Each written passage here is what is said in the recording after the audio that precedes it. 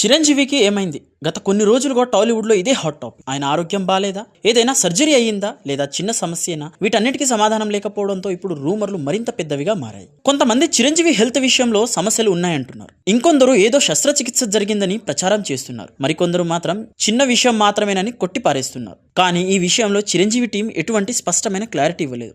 ఖండన కూడా లేదు. దీంతో లేనిపోని చర్చలకు తావిస్తోంది. ఇదే సమయంలో మంగళవారం జరిగిన మన శంకర వరప్రసాద్ గారు నిర్మాతల ప్రెస్ మీట్లో ఈ విషయంపై ప్రశ్నలు వచ్చాయి. దానికి చిరుతనే సుష్మిత ఇచ్చిన సమాధానం మరింత కన్ఫ్యూజన్ క్రియేట్ చేసింది. ఆరోగ్యం గురించి ఎలా మాట్లాడాలో తెలియదని, ప్రస్తుతం ఎలాంటి కామెంట్ చేయబోనని చెప్పారు. నాన్న పోస్ట్ ప్రొడక్షన్ పనుల్లో బిజీగా ఉన్నారు.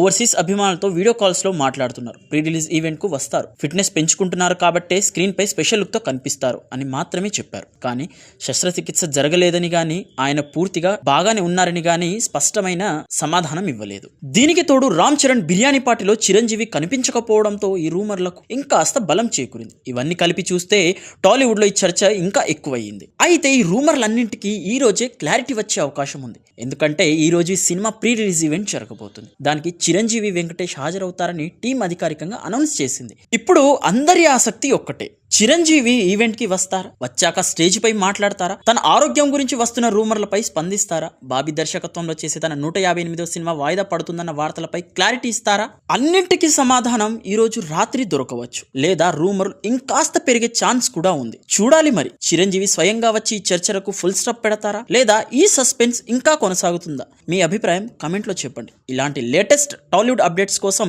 ఛానల్ ని సబ్స్క్రైబ్ చేయడం మర్చిపోకండి.